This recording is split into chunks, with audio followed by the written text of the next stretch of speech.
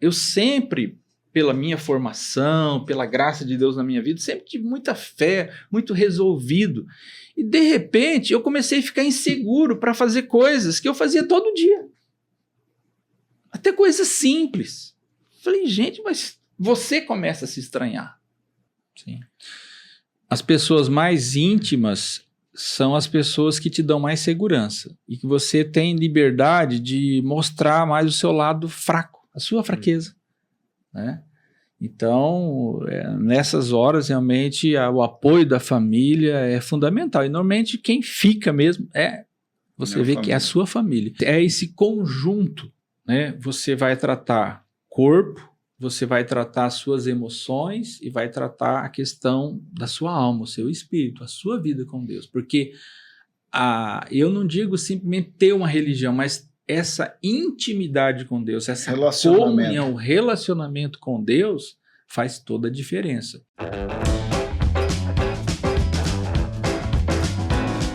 Café Brothers, episódio 40. Ó, cara. Ó, estamos de aniversário, né, cara? 40. Quarentinha. 40 semanas dá o quê? Ah, não sei. É só grávida que sabe. 8 meses e meio. Um bebê. 42. Dá 9 meses? 280 dias, então nós temos aí. 38. Não é? Não é isso aí? 280 dias? 284.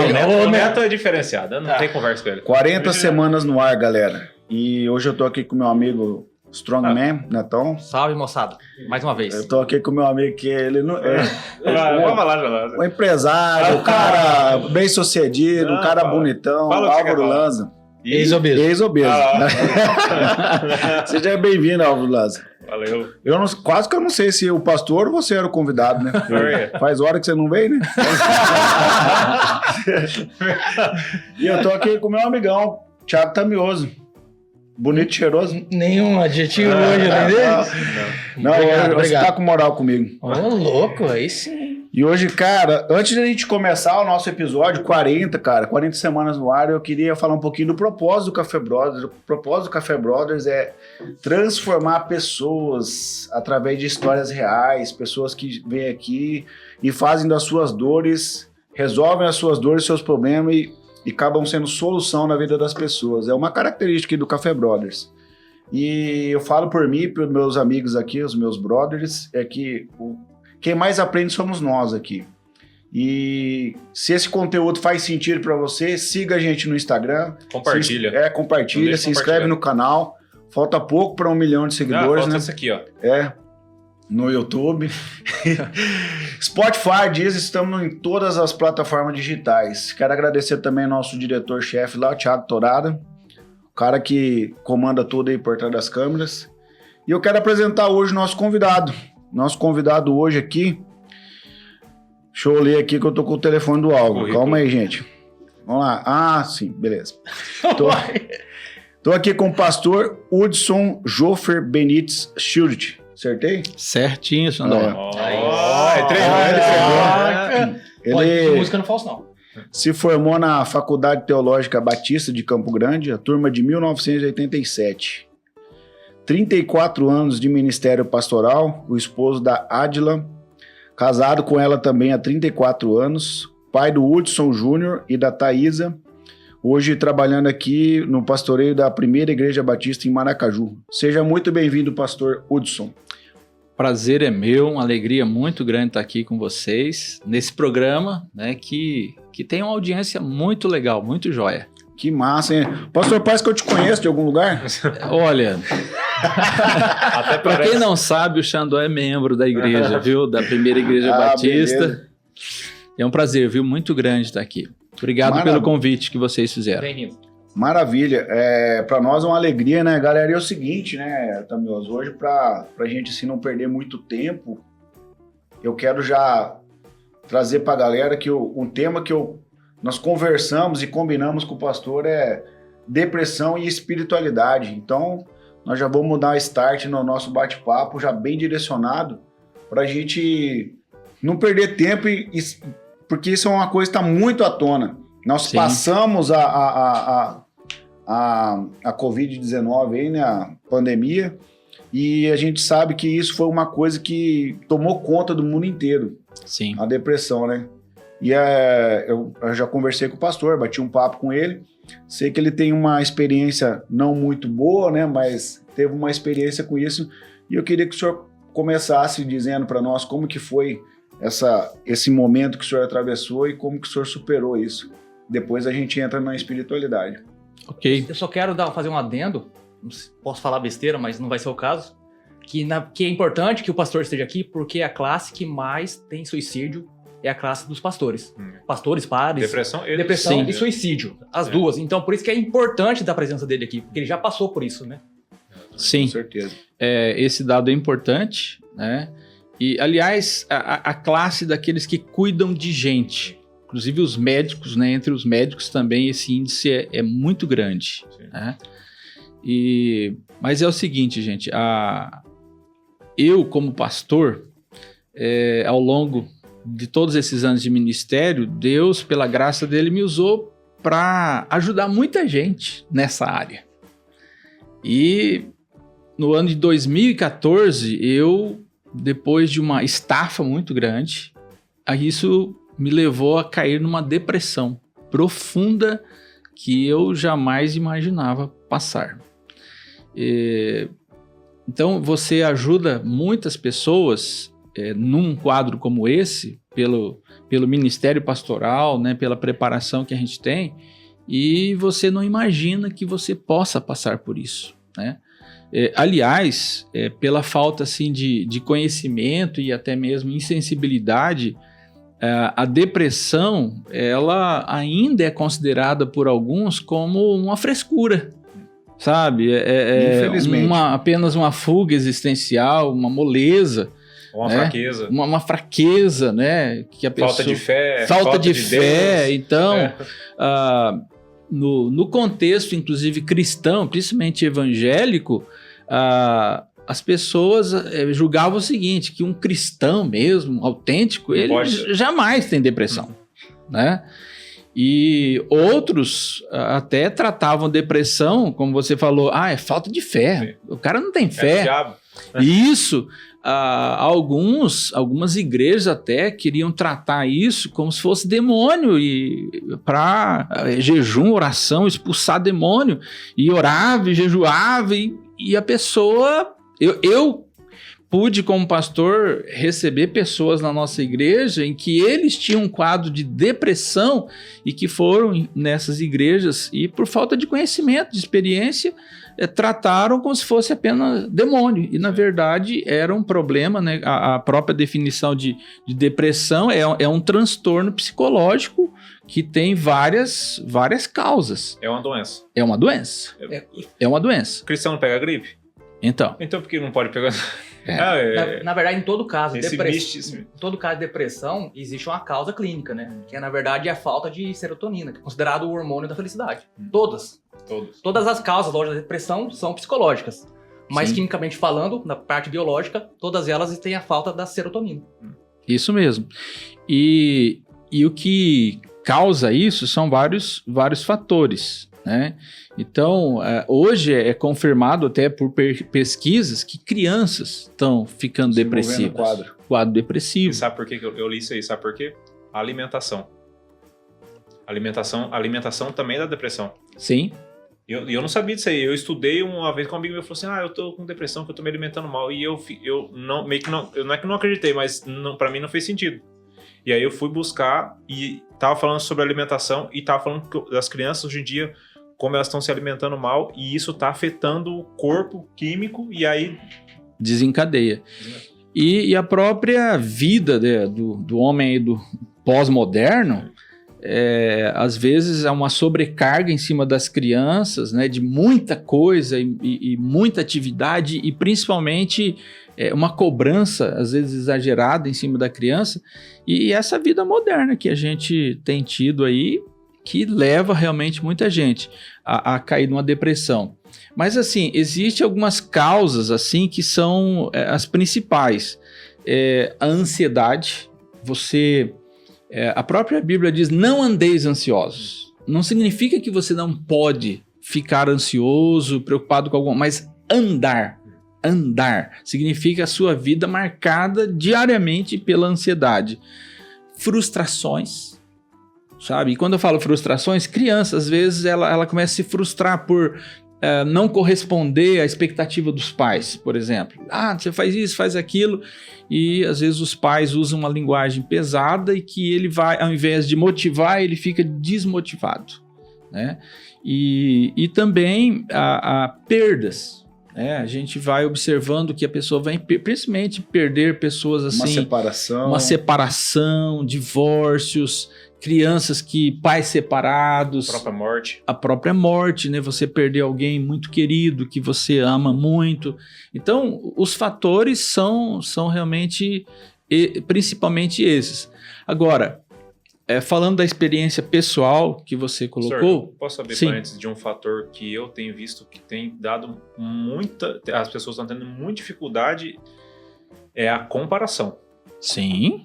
A comparação hoje, porque a internet hoje ela mostra o que ela quer, né? Sim. A pessoa mostra lá apenas o que ela quer. E essa comparação, porque tá dando certo pra todo mundo tem sucesso, todo mundo já ganhou o primeiro milhão, todo mundo já casou, todo mundo já teve filho, todo mundo já teve 2 filhos, e eu tô aqui, tô nadando contra a maré e não tá dando certo nada pra mim. Por que não casei, não tenho filho. Por que eu?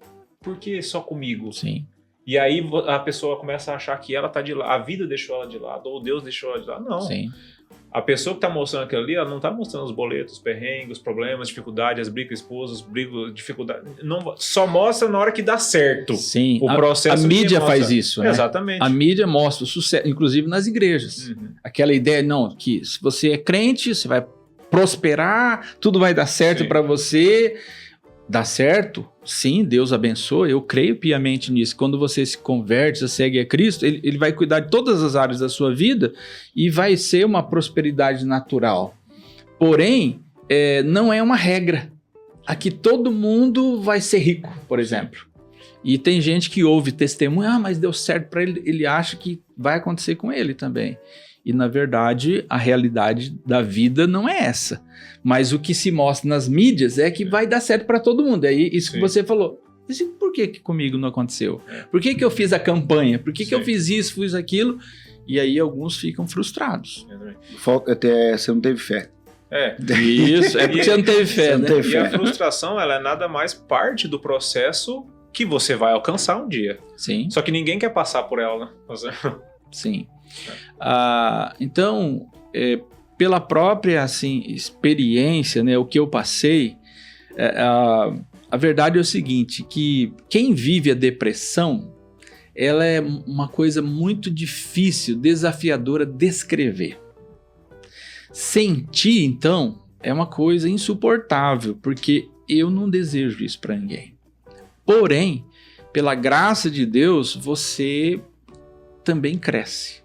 É uma oportunidade de crescimento. O sofrimento leva a gente a crescer, mas são momentos terríveis e perigosos. Sim. Perigosos. Né? Qual que foi o time, assim, o momento assim, que o pastor Hudson, ele falou assim, eu preciso de ajuda, eu estou doente, eu não consigo me levantar. Como eu disse ainda há pouco, eu reconheço que assim, eu cheguei num ponto de esgotamento, uma estafa. Causada por quê? Muito trabalho. Hoje eu consigo fazer essa leitura, na época eu não conseguia. Mas minha esposa sempre alertava, você está trabalhando demais, você está assumindo muitas responsabilidades. Então, na época, um pouco antes disso, eu estava cuidando de 3 igrejas, além da igreja local lá em Aparecida Taboado, mais 2 igrejas em Paranaíba, sem pastor e eu ajudando. Pelo tempo já no Taboado, eu era muito conhecido, então eu atendia muita gente. Teve até uma senhora que é esposa de médico, ela falou, pastor, se o senhor ganhasse por consulta, o senhor estava rico, né? Mas é o ministério, o trabalho pastoral é cuidar de pessoas, cuidar de famílias, pessoas com problema de separação e gente com problemas depressivos. Então, a minha carga de trabalho foi muito intensa e eu cometi alguns erros, como por exemplo, não levar a sério um dia de folga, sabe? Ter um dia na semana de parar tudo mesmo, mudar o seu ritmo. Outra coisa, Eu, quando mais jovem, sempre participei de esportes. Desde a minha conversão, eu me tornei muito sedentário. Então, quer dizer, esse lado físico, que inclusive contribui para aumentar a serotonina, o exercício, né? Eu estava muito relaxado nisso, fazia tempo. Outro erro que eu cometi, que foi identificado na entrevista com a médica. Pensando na igreja, nas responsabilidades, eu comecei a tirar férias picadas. Ou seja, em vez de tirar pelo menos uns 20 dias direto, eu começava a tirar uma semana, 10 dias, voltava, tal, pensando na igreja, pensando nas responsabilidades. E a própria médica falou, ó, o senhor quando ia descansar a sua mente, o senhor voltava a trabalhar. Ou nem descansava, ficava Nem lá descansava. com a cabeça pensando... Sim, porque eu não tenho dificuldade até de desligar nesse aspecto. Porém, a mente realmente cansada, e eu percebi isso depois, que eu começava a dormir melhor depois de 4, 5 dias de férias. Porque esse é um sintoma particular meu. O que eu percebi, Xandó? Como é que começou? Eu comecei a acordar de madrugada e não conseguia dormir. Eu deitava, não tinha insônia, eu deitava, dormia. Só que acordava tipo assim, 3 horas da manhã e eu estava agitado. O cérebro trabalhando. Eu comecei com muitos pensamentos repetitivos e tal. Eu falei, mas gente... Mas eu fui levando isso por muito tempo, por anos. Aí tirava as férias e tal, dava uma melhorada. Mas eu percebia que em alguns momentos, parece que eu ficava um período maior assim, com uma certa angústia, uma tristeza. Eu falava, gente, mas eu tô triste por quê? Não tinha assim uma explicação. Só que isso foi se agravando. Houve um esgotamento mesmo.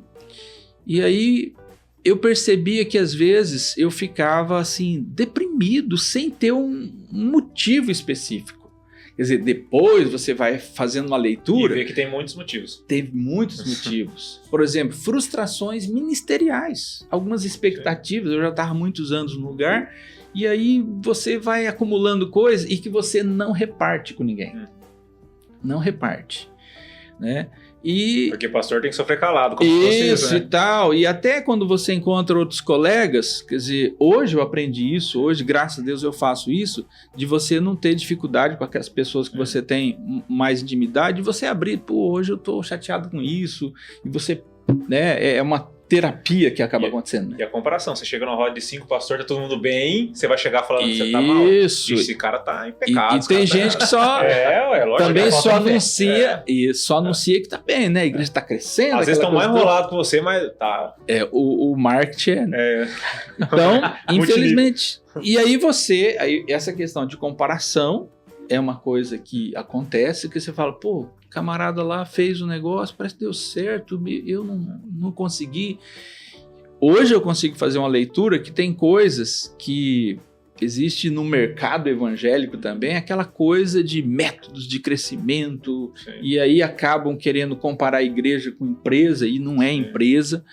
Então hoje eu reconheço que muitas coisas eu não conseguia aquilo entrar dentro de mim, porque eu ia ter que abrir mão de princípios bíblicos, né? E você vai acumulando aquilo. E o que aconteceu? Eu percebi então que aquele sentimento, assim, às vezes de tristeza, desânimo, aquilo que eu mais gostava de fazer se tornou difícil. Quais são os sintomas principais? Até depois eu quero ler para vocês os principais sintomas de depressão, porque isso vai ajudar muita gente a identificar. Eu fui perdendo o poder de concentração.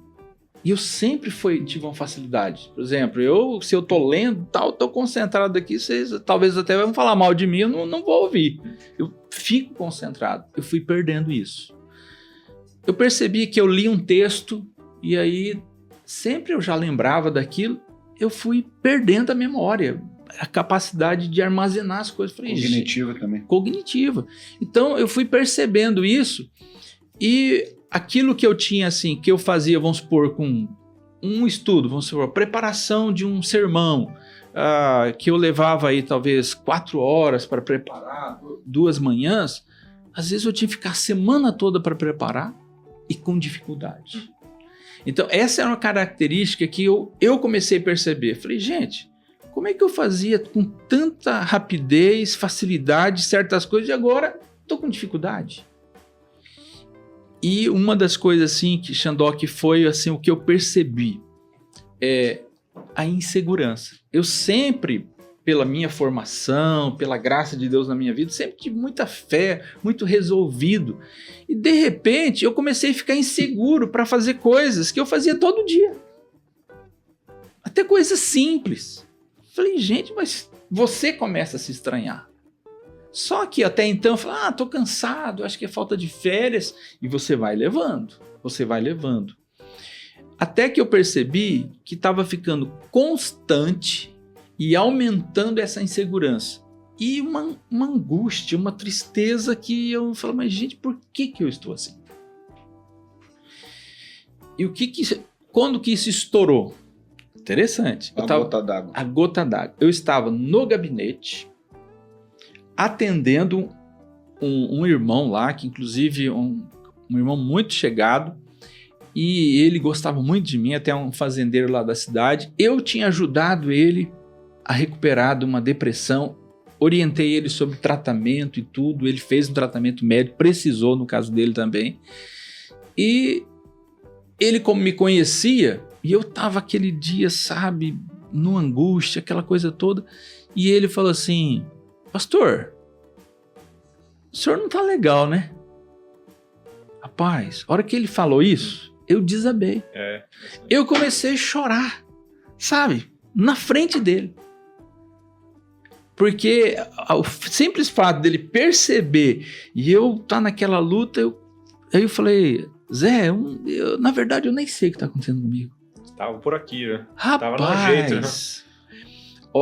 Aí ele falou, pastor. Aí eu falei, Zé, eu tô assim. Eu falei, pastor, isso é depressão. Ele falou, sabe? Isso é depressão. Rapaz, aquilo foi até um choque. Falei, depressão? E aí ele falou, não. E ele é muito assim resolvido. Pastor, o senhor tem que ir no médico. Eu conheço o senhor não é assim. E aí ele mesmo já ligou na médica dele, arrumou pagou a consulta para mim. Na época já era R$500 a consulta dessa médica. Ela era especialista de São José do Rio Preto, que era próximo lá. E eu fui e ela fez uma avaliação. E olha o que ela disse. Pastor, eu não sei como é que o senhor está em pé.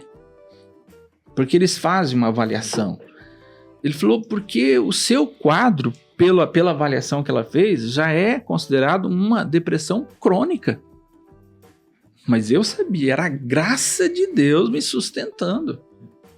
Né? Mas ela falou, o senhor vai precisar de um tratamento e tal. E resumindo, essa foi uma das lutas. Por quê? Pastor, tomar remédio? Se tratar. Se eu trato pessoas... Eu trato pessoas, já ajudei tanta gente, né? O pessoal me tinha como tipo um psicólogo na cidade, né? Pessoas que nem eram da igreja me procuravam, gente de todas as idades. Ajudei adolescentes que tinham tentado suicídio, né? A vencer aquilo, orientar. E eu falei, mas gente, eu nesse quadro... Então, uma das lutas foi aceitar. E você sempre quer levar para o lado espiritual. Será que tá... um lado espiritual? Será que Deus, será que eu pequei em alguma coisa? Né? E tem gente que vai olhar e falar assim, ó, o pastor deve estar em pecado, né? Aconteceu alguma coisa. Que vai ser mais ou menos igual os amigos de Jó. Chega um ponto que você vê no começo, eles realmente apoiaram o Jó uma semana, ficaram orando com ele, mas como o quadro não mudava, eles falaram, não, esse Jó fez alguma coisa muito séria, né? Confessa, Jó. Chegou alguém falar isso, pastor, fala aí o que o senhor... qual que é o seu pecado? E fala aí. Não, isso não, mas teve uma irmã que, por exemplo, falou, pastor, mas o senhor não tem fé? Tipo assim, o senhor sempre teve fé para tudo. Tipo assim, reage. Como se era só uma questão de fé, de você falar, não, é só pensar de maneira positiva e reagir. E não é. E quem não passou não entende como uma pessoa tão segura pode, de repente, ficar insegura. Como uma pessoa tão alegre, resolvida, ficar dessa forma. E uma das coisas assim, que me ajudaram bastante, Deus é tão maravilhoso que ele preparou, pouco tempo depois, uma médica numa cidade mais próxima, que era a cidade de Santa Fé, que ela era uma pessoa evangélica da Igreja Batista e ela era psiquiatra. E eu achando assim, eu sou o único pastor com esse problema, né? Não é possível ficar desse jeito. Aí conversando com ela, ela falou, pastor, primeiro, o senhor tem que aceitar que depressão é doença. E antes do senhor ser um homem de Deus, ser um pastor, o senhor é homem como qualquer outra pessoa. Isso é uma doença que foi desencadeada aí, isso não começou agora, isso vem de anos, e é que o senhor nunca procurou um médico, não tratou. E ela falou assim, vocês pastores têm um grupo de terapia que vocês conversam? Eu falei, não. Ela falou, então isso é uma loucura. O senhor sabia que na minha profissão eu tenho que ter isso?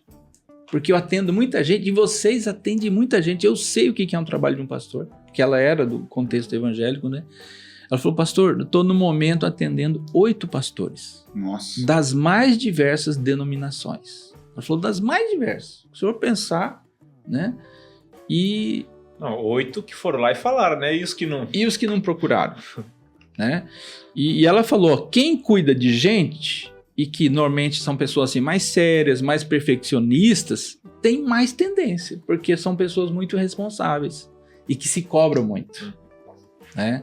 Cobram eficiência, cobram zelo, então tem uma possibilidade maior. E assim, e realmente o meu quadro depressivo era realmente grave, que eu tive que fazer um tratamento prolongado. Eu achava assim, e essa foi uma luta muito grande de você, pela avaliação tanto da médica de Rio Preto como essa, ela falou, pastor, o senhor tem que parar 6 meses pelo menos. O senhor tem que parar. Caramba. E o senhor acha na cabeça assim, não, 30 dias eu tô de volta. Não, tô de volta. E eu teimei, Vou tirar a tarde pra tirar um cochilo, mas...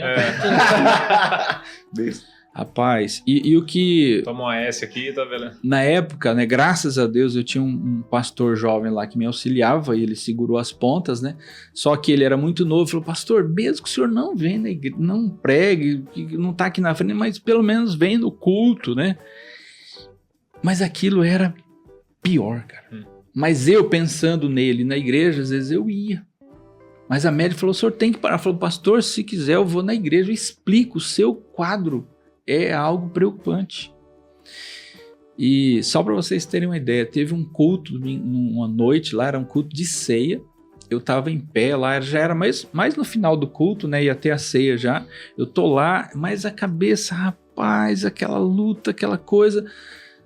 E eu tive um desmaio no culto. Tava lá em pé, de repente eu vi como se fosse uma luz, assim, um clarão. Desligou o disjuntor? Isso mesmo. E você sabia que a médica explicou isso? Olha como Deus é perfeito. O nosso cérebro, ele falou... Não infartava, dava um AVC? Isso, podia ter um AVC. Ela falou o seguinte, pastor, Deus é tão perfeito que é o seguinte, nosso cérebro tem como se fosse um fusível.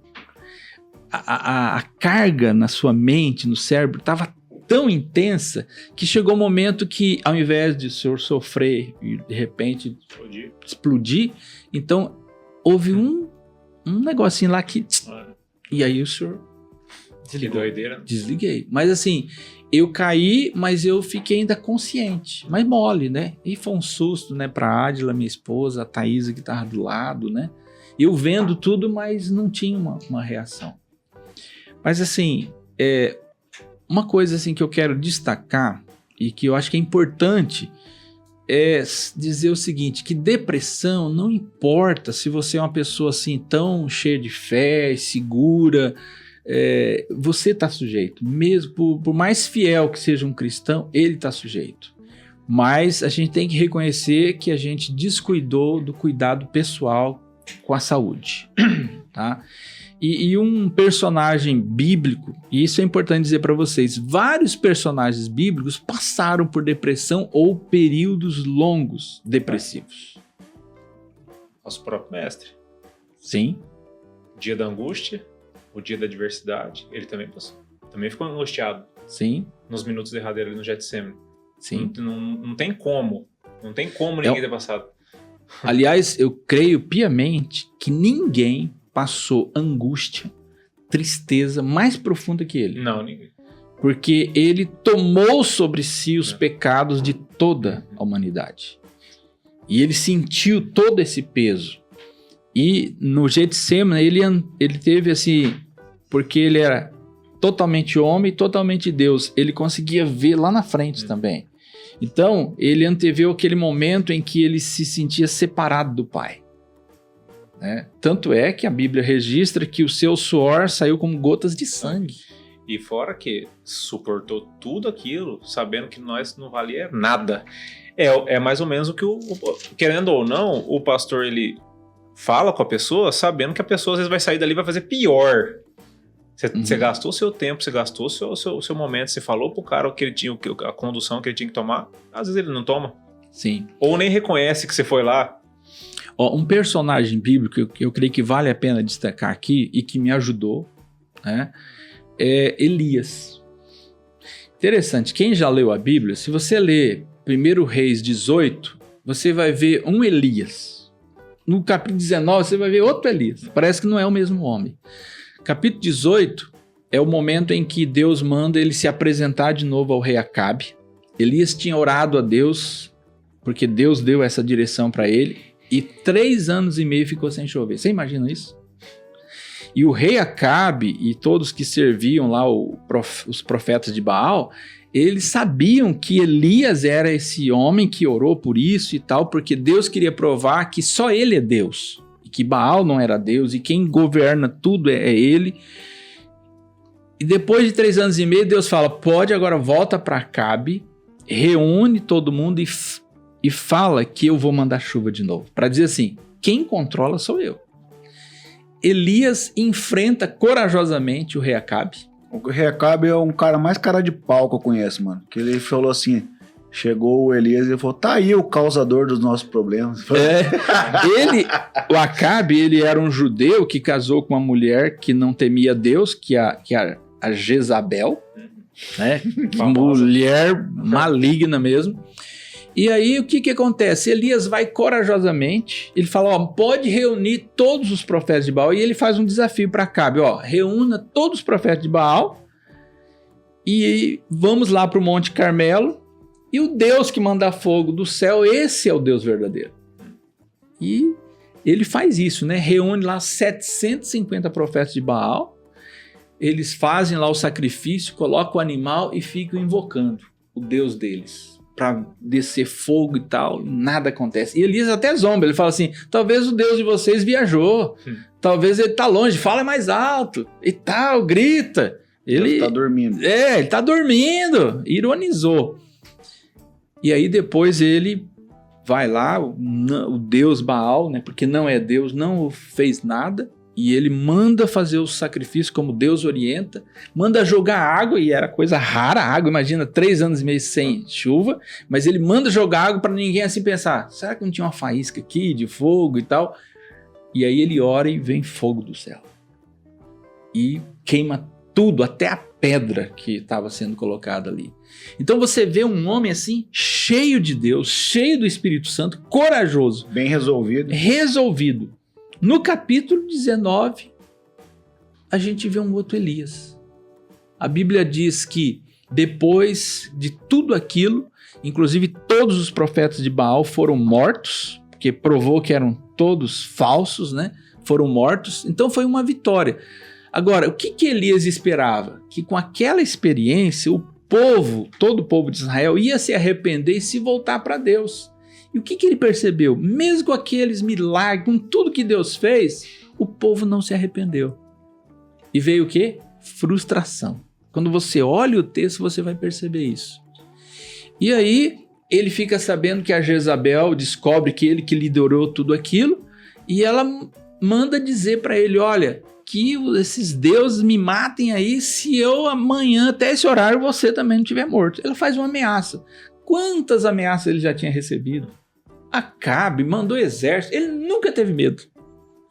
De repente o Elias foge, com medo dessa ameaça de Jezabel. Chega num lugar, ele orando, ele fala, Senhor, me mata. Chega, eu não quero mais viver. Eu não sou melhor que meus pais. A gente percebe que Elias estava frustrado com tudo.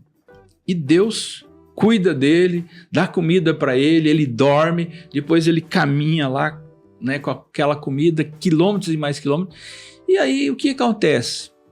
Deus manda ele ir para um monte, ao invés de ele ir no monte buscar o Senhor, ele entra numa caverna. Entra na caverna e lá ele fica lamentando de tudo, chorando de tudo. Deus vem ao encontro dele e fala: Elias, o que você faz aí, Elias? O que você está fazendo aí? E é impressionante essa passagem. Eu só quero ler uma parte aqui.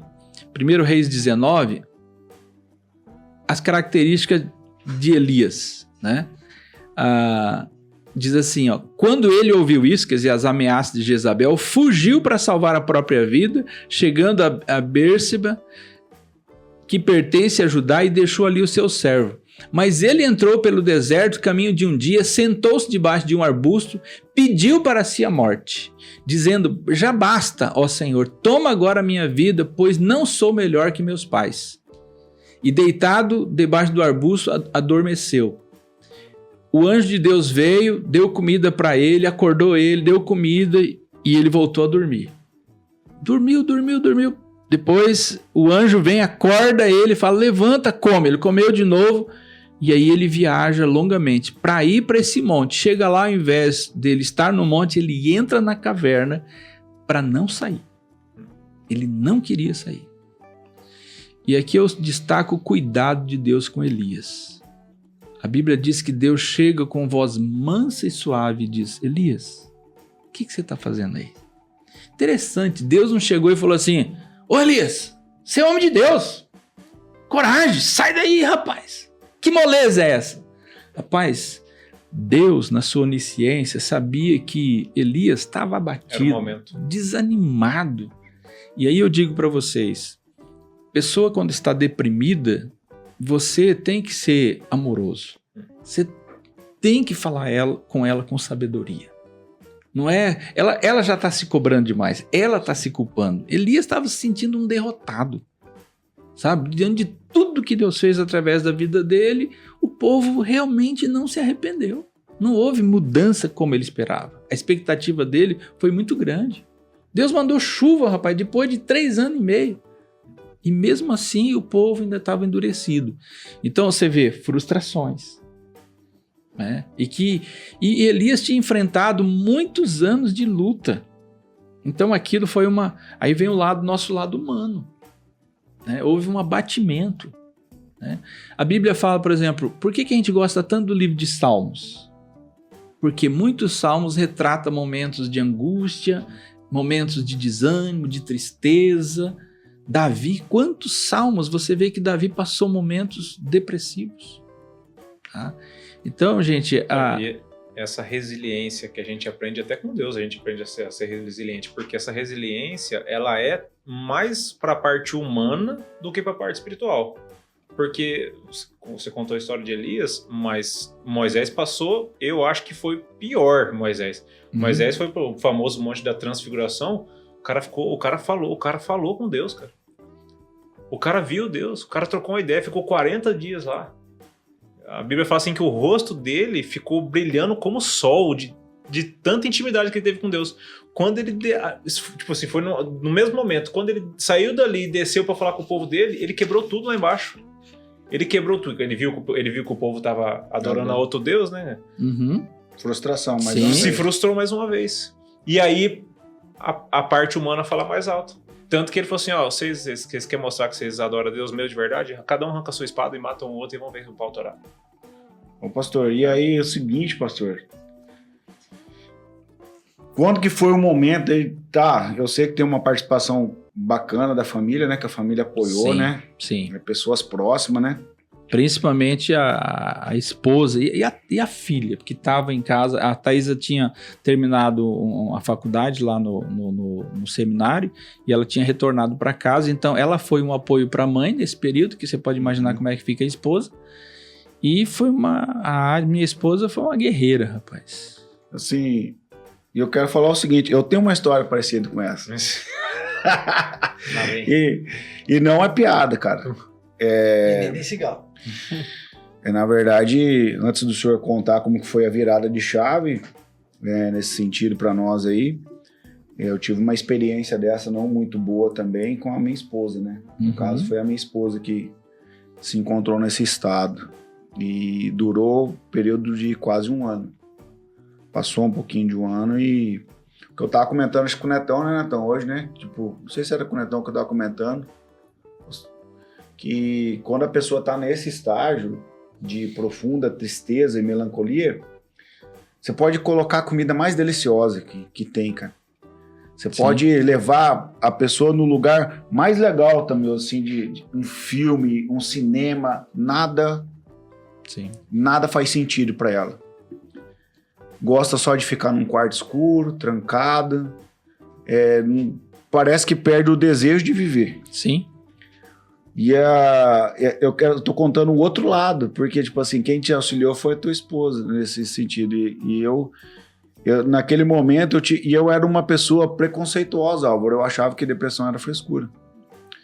Na minha cabeça, eu dizia assim, depressão é falta do que fazer. Sim. É gente ociosa, é coisa de gente vagabundo, cara. E eu precisei passar isso dentro da minha casa para não brincar mais com isso. Porque não tem nada de brincadeira. Não. Isso é muito sério. E foi com muita ajuda de pessoas, tratamento, psicólogo, tomou o remédio também. Sim. E teve um momento, assim, de crise dela que só passava quando eu estava junto com ela. Sim. As pessoas mais íntimas são as pessoas que te dão mais segurança e que você tem liberdade de mostrar mais o seu lado fraco, a sua fraqueza, né? Então, nessas horas, realmente, o apoio da família é fundamental. E, normalmente, quem fica mesmo você vê que é a sua família. E foi até bom você falar isso, essa foi uma grande lição para mim. Por quê? Quantas vezes eu cuidei muito de outras pessoas, de outras famílias, e quantas vezes eu não dei o tempo que minha esposa e meus filhos precisavam. E sendo que a gente aprende na palavra, né, que se alguém não cuida dos seus, especialmente da sua família, negou a fé é pior que um incrédulo. Isso está escrito na palavra, né? E quantas vezes a Ari falou, Hudson, você está trabalhando demais, né? Você precisa ter um tempo de descanso e tal. E aí você dá uma melhoradinha daqui a pouco, né? Então, a gente tem que valorizar, né? Depois de Deus, qual é a segunda maior bênção que você tem, além da salvação em Cristo? É a família, gente. É a família. E na hora que tudo acontecer, quem vai ficar com você é a família. Até mesmo a igreja... Pô, a igreja vai precisar de um outro pastor e tal, vai convidar outro e pronto, vão continuar. Eles têm a família deles. Tem a família deles, né? Mas é verdade. Mas agora, pastor, a gente falou dessa parte ruim, que é a parte que você passa, que só você não tem como escrever, só você passou, ninguém tá no seu coro. Agora, eu tô intrigado, e também as pessoas estão vendo a parte da lição. Porque... Sim. Se você é um homem inteligente, esperto como você aprendeu muita coisa. Você aprendeu o que fazer para acontecer tudo isso que aconteceu com você, mas mais ainda você aprendeu o que não fazer dali para frente. Sim. Eu quero que você conte um pouco do que não fazer. Porque como a gente já falou disso várias vezes aqui. Eu também já fui assim, já falei sim para todo mundo. Eu era o cara pronto, sempre pronto, não me liga, ligou, tu tá lá na hora, não, Álvaro, eu preciso falar com você, não, larga tudo e para o que eu tô fazendo para ir lá falar a pessoa, não tenho coragem de falar não, e eu vi que isso tava me desgastando demais por um período. Sim. Só que eu rapidamente já percebi e falei, cara, quer saber de uma coisa? Eu preciso cuidar de mim, porque eu tô cuidando dos outros e vai chegar uma hora que eu vou me apagar, me anular e vou me esquecer. E aí quem vai cuidar de mim? Sim. E aí eu não posso cobrar isso das pessoas, porque ninguém é obrigado a nada. Se eu fiz, é porque eu queria fazer. E se ninguém quiser fazer comigo depois, também não tem problema. Ninguém vai ser mal ou bom por isso. Então eu comecei a aprender. Eu aprendi a duras penas que cada sim que eu falava para uma pessoa era um não que eu falava para mim e para minha família. E cada não que eu falava para uma pessoa era um sim que eu falava para mim e para minha família. E mudou a minha perspectiva de gostar, ajudar e estar pronto. Eu estou pronto primeiro para mim e para minha casa. Sim. Depois, não anulando, não vou parar de ajudar as pessoas, não. Só que tudo tem um limite, inclusive isso. Sim, essa eu posso dizer para você é uma das grandes lições que eu tirei da gente aprender a falar não. Existem necessidades, mas você não é aquele que tem que resolver o problema do mundo, de todo mundo. Então você tem que aprender a falar não. E como pastor, às vezes você fala assim, nossa, mas eu vou dizer não para isso, vou... Então eu fui aprendendo... Como você é pastor, é como se fosse uma obrigação sua ter que fazer tudo para todo mundo, toda hora, sempre.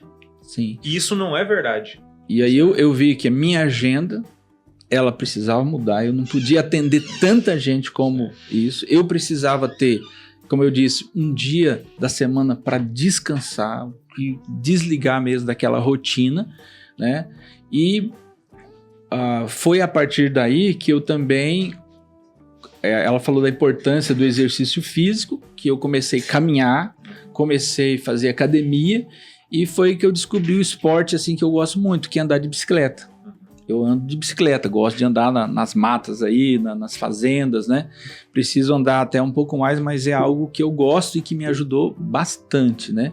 Então, mas assim, antes de falar dessa questão do tratamento da depressão, que eu creio assim que é o que muita gente quer, assim, mas o que a gente faz, né?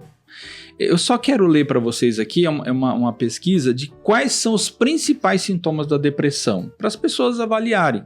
Primeiro, quero destacar que todos esses sintomas, às vezes a pessoa fica com isso um dia, 2, isso é normal, isso não é depressão.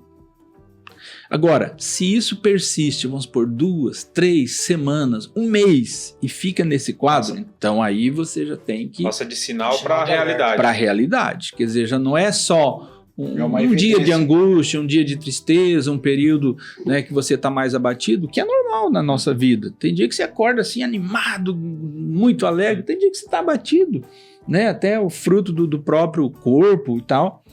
Então aqui ele tem 10 sintomas principais da depressão. Sentir-se triste, ansioso ou vazio por vários dias. Ter sentimento de falta de esperança ou pessimismo frequentes. Ficar facilmente irritado. Não ter vontade e segurança de fazer atividades que antes eram normais e divertidas. Quer dizer, coisa que todo dia você faz, de repente você não tem mais prazer naquilo. Por exemplo, o Netão não querer mais ir pra academia. Imagina só. Aí. Não, mas eu não quero, mas eu gosto. Ó, sentir-se sem energia, com muito cansaço, desânimo. Dormir poucas horas por noite ou dormir por tempo excessivo. Tem gente que o dormir se torna fuga, porque ele quer ficar isolado. Ter dificuldade de concentração e de memória. Sentir mais ou menos apetite que o habitual. Tem gente que não come. Eu emagreci 15 quilos.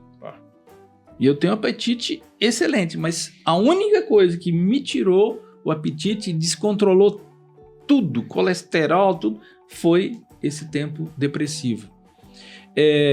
Introspecção exagerada e isolamento. Isso que o Xandó falou. Tem gente que a pessoa começa a ficar só pensativa e aquele pensamento tomando conta dela e ela começa a se isolar. Você vai se tornando uma pessoa que você acha assim, não, eu não sou bom companhia, eu não tô legal, é melhor ficar isolado. E você vai se isolando cada vez mais. Ter pensamentos suicidas e até ações suicidas. Então, por quê? Você chega num ponto que você pode pensar, mas vale a pena eu continuar vivo desse jeito? Você já começa, e é claro, eu quero destacar aqui, a gente não pode descartar o lado espiritual. O inimigo de nossas almas, Satanás, ele sabe que você está passando por aquilo e ele pode se aproveitar daquele momento e lançar, a Bíblia fala de setas inflamadas, dardos inflamados. Toda a ideia de morte, de suicídio, ela não vem de Deus. Ela vem do inferno. Então, mas a pessoa, ela está tão vulnerável, a mente dela não está saudável, que ela pode chegar a cometer um suicídio. Então, porque algumas pessoas, pela ignorância, ela pensa assim, não, se eu morrer, eu vou ter paz. E se ela não tem Deus, se ela não tem Cristo, ela vai para o inferno. e vai ser pior. Inclusive, uma das pessoas que eu pude ajudar uma vez, eu falei, olha, se você tirar a sua vida, não pense que se você está angustiado, você não sabe o que é a angústia do inferno. Você não sabe o que é eternamente ficar sem paz, longe de Deus, nas trevas. Então, aqui ainda tem esperança para você, né? Então, a depressão, vamos falando sobre tratamento. A depressão, eu digo, é uma doença que tem cura, é uma doença que tem tratamento, que pode ser moderado, né? Dependendo do grau, né? Pode ser demorado, e normalmente a depressão ela vai incluir medicamentos, ela vai incluir psicoterapia e vai incluir e precisa de auxílio espiritual. Porque existe algumas coisas que se a pessoa... Esse é um tratamento. Se a pessoa lembra que nós somos corpo e alma e espírito. O médico, ele trata dessa questão mais clínica, física. Patológica. O psicólogo, o psicoterapeuta, ele vai tratar também das emoções. Mas existe um lado espiritual. Existe a necessidade de um fortalecimento espiritual. Tanto é verdade que os psiquiatras mais experientes, psicólogos, uma das perguntas que eles fazem é: você vai em alguma igreja? Porque eles sabem que tem um nível lá que eles não atingem. E eu vou contar uma experiência assim que me marcou, e foi inclusive antes de eu cair nessa depressão. Os médicos também falam isso. Eu na igreja lá, na época, em Aparecida Taboada, na primeira igreja batista, eu tinha um médico, né, muito jóia, e ele começou a tratar de uma senhora, né, lá da cidade. Eu nem conhecia essa situação, mas como a gente já trabalhava um bom tempo lá, ele falou: pastor, eu creio que eu preciso da sua ajuda. Tem uma senhora que eu já estou 3 anos já tratando de depressão, com remédios, orientando ela, e ela, pastor, está cada dia mais gorda. O coração dela já está cada vez mais inchado. E assim, eu percebo que, tipo assim, ela quer morrer. Ela não tinha vontade mais de viver. Então, tudo que ele orientava, ela não ouvia. Ela falou: olha, pastor, já orientei. E ele era um médico experiente. Será que o senhor não atendia essa mulher? Porque eu creio assim que é só Deus agora, né? Então, como médico, e ele era um médico experiente, ele falou: eu vejo que tudo que eu falo e tento, ela está cada vez mais gorda. O nome dela era... Aí eu falei: não, doutor Sérgio, eu atendo ela. E aí essa senhora chegou lá no gabinete, e ela só foi porque foi o médico. Falou assim: não, você vai, você precisa. E eu creio que o pastor pode dar uma orientação, uma coisa lá que Deus vai te ajudar. E aí, resumindo a história, ela entrou, era uma senhora já de uns 50 anos, mais ou menos. Uma senhora bem obesa, sabe? Obesa mesmo. Eu calculo, ela devia pesar uns 160 quilos, mais ou menos. Ela nem conseguia andar de bicicleta mais, que antigamente ela andava. Ela, graças a Deus, comecei a conversar com ela e ela começou a se abrir. E resumindo, ela começou a se achar assim, a pessoa mais feia do mundo, e ela se sentia desprezada pelas filhas. Havia, sim, falhas das filhas de demonstrar carinho, mas ela tomou isso para si, que ela era uma mulher gorda, feia, e como que estava sendo a vida dela? Ela ficava praticamente o dia todo num quarto, não saía de casa e tomando refrigerante PET, aquele de 2 litros. Ela quase não comia, ela tomava isso. Imagina a concentração de açúcar. E ela foi engordando. E o problema físico dela agravando cada vez mais. E quando ela se abriu, ela falou: pastor, eu sei que minhas filhas não gostam de mim. E assim, eu percebi assim, um desânimo, não querendo mais viver. E ela, principal, se julgava a pessoa mais feia e que as filhas não gostavam de estar perto dela e tal. E eu falo, por Deus, aquele momento que ela falou assim, eu falei: mas como que a senhora pode se achar feia se a senhora se parece com Deus? Ela falou, eu me pareço com Deus? Eu falei, sim. A Bíblia fala que todos nós fomos criados à imagem e à semelhança de Deus. Eu falei, Deus é espírito, mas toda a característica, nossa capacidade que Deus dá para a gente pensar, para a gente raciocinar. Então, Deus fez a senhora. Todas as características que a senhora tem, a senhora é única. Deus não fez nenhum clone e não faz clone. Então, a senhora se parece com Deus. E li na Bíblia, lá em Gênesis, né, que Deus nos criou a imagem e semelhança de Deus. E pude falar do Evangelho, mostrar para ela o quanto Deus amava, que Jesus morreu por ela, para perdoar todos os pecados dela e que Jesus podia transformar a vida dela. Aquela mulher, eu falo, o Espírito Santo iluminou a mente dela, ela nunca tinha ouvido aquilo, ela creu. E ali ela orou comigo, eu falei, se a senhora quiser hoje, a senhora reconhece que é pecadora, a senhora crê que Jesus morreu lá na cruz pela senhora, a senhora pode orar e falar, Senhor, entra na minha vida hoje, me transforma, me liberta. E ela orou comigo, sabe? Para a glória de Deus eu digo isso. Poucos dias depois, esse médico falou, pastor, a dona Cida é outra pessoa. Ela agora parou de tomar aqueles refrigerantes e passado algum tempo, ela começou a ir na igreja também, a gente ajudando. Ela foi emagrecendo. Você já via ela passando batonzinho, né? Uma roupa. Ela emagreceu a ponto de já conseguir ir no médico de bicicleta. E pensa numa mulher feliz. Pensa numa mulher alegre. E ela pôde fazer uma leitura que, na verdade, as filhas faltava um pouco mais de atenção, mas nunca viam ela como ela se via. Né? E Deus, assim, curou aquela mulher da depressão. Sabe? Então você vê, é um conjunto, né? E eu sempre enfatizo o exercício físico. Eu falei, dona Cida, a senhora tem que caminhar, a senhora tem que, sabe? Porque Deus, o seu corpo foi comprado pelo sangue de Jesus. Olha o valor que a senhora tem. Sabe? E ela creu mesmo na palavra de Deus e isso transformou a vida daquela mulher. E o pastor Hudson, quando que foi o momento de virar de chave, assim, que ele fez o tratamento, tomou remédio, pastor? Sim, rapaz, tive que tomar remédio. Então...